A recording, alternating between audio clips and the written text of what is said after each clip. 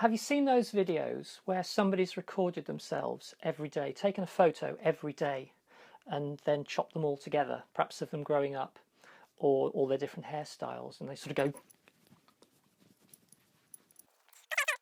I wanted to do the video equivalent to that, where I play a short piece of me every day playing the guitar.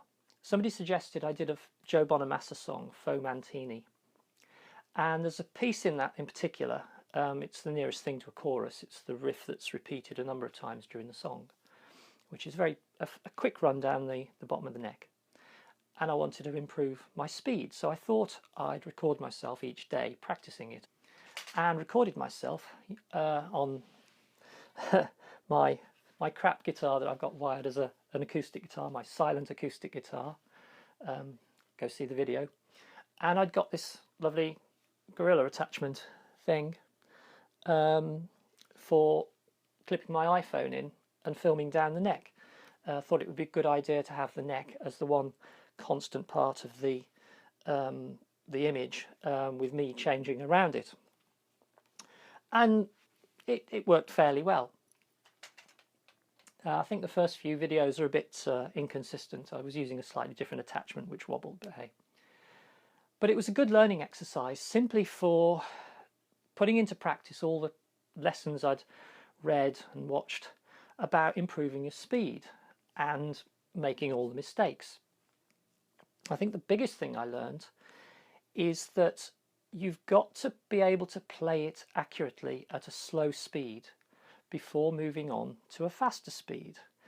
And it does seem very obvious, but the thing I didn't realize is if you're too eager to increase your speed, you just end up learning your mistakes. So any little inaccuracies, if you're not quite fretting properly so that you've got a little bit of a buzz on one particular note, the faster you get, the buzz is still there. You've got to be able to play it accurately at the slow speed and have patience to wait until you can do that. And I was a little impatient, and I had to go back at times to relearn it at a slower speed because the habits that I'd got into had become fixed. Yeah, so that was a little bit of a learning exercise. Another good thing I learned was that I was using a looper app, a very good one called AnyTune, which I might do a demo of. But what I found, particularly when you're playing fast passages, is it's not enough to just simply keep playing round and round the loop. You'll get tired. You've got to give yourself a rest. So a useful tip there was to maybe just play through the loop once, let the loop play through again, and then play through the second time, and just do every other loop, for instance, so that you don't get fatigued. Or for longer sections, there's one part of the song which is about, I think, 30 seconds long. Don't loop it, just play through, have a bit of a rest, and when you feel ready to go again, play through again. Another thing I learnt was that it's useful for short phrases, even though they might be short phrases, break them down. Play just the first section, get that right, then play the second section, just get that right. And this particular phrase, I split it in two, played the first half, played the second half, because what I was finding is I could play the first part okay, but then I'd go wrong in the second half. So I just played the second half, practiced that, and then went back to the first half. But also I played the middle section as well, so that I didn't have a problem of being able to play the first half, being able to play the second half, but making a mistake when it came to crossing the gap, if you like, between the two halves, joining them together. So I'd actually play the middle section as an exercise in itself, so I get used to playing across the join in the two halves. But I made the biggest mistake of all. I'll let you watch the video. It's just a few minutes. And what you'll see is me getting faster and faster and faster. By the end of the video, I'm up to about 75% of what Joe Bonamassa plays at. I actually think I only need to be able to play at about 80% of his speed because, hey, I'm not Joe Bonamassa, and he plays it ridiculously quickly. So I think I'd be happy with just another little bit of improvement. But watch the video and then we'll come back and I'll tell you the rest of the story.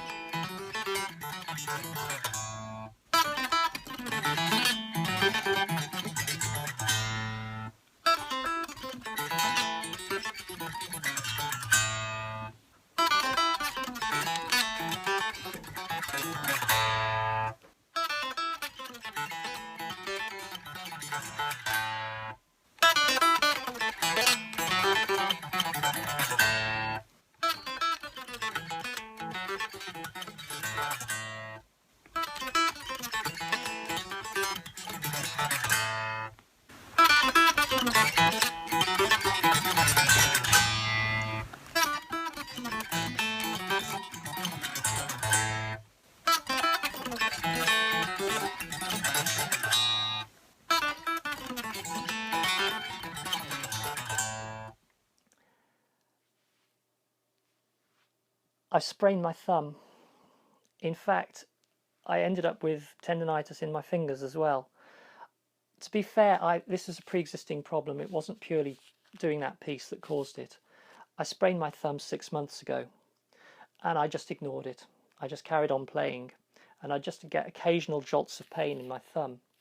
But it was getting worse and worse. I hoped it would go away, but it didn't. I was playing guitar pretty much every day and I didn't allow myself to rest and recover. And I was getting inflammation in the near the wrist, all connected with the thumb. And I think because the tendons of the fingers go through that point, I ended up getting tendonitis in the fingers and starting to lose the use of my fingers. So I've had to take a month off. That last piece of video was filmed a month ago, and I haven't played much guitar since.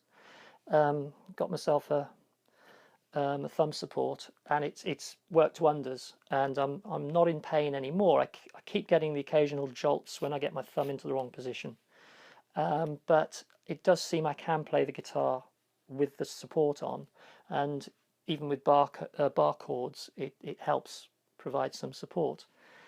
So that's the big lesson. If it hurts, stop. Stop. Okay? Take a rest. Even athletes have rest days. Treat yourself like a guitar playing athlete. You've got to keep the use of your hands. It's not worth the pain. Take care of yourself. So, yeah, take care of yourself. See ya.